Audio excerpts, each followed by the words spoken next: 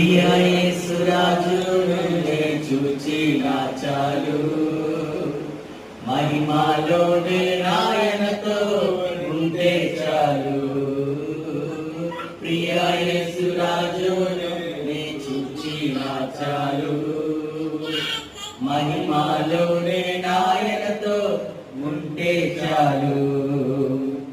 నిత్యమైన మోక్ష గృహము నందు చేరి, నిత్యమైన మోక్ష గృహము నందు చేరి, భక్తుల గుంపులో హర్షించిన చాలు, భక్తుల గుంపులో హర్షించిన చాలు.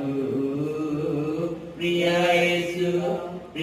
యేసురాజును నే చూచినా చాలు, మహిమలోనే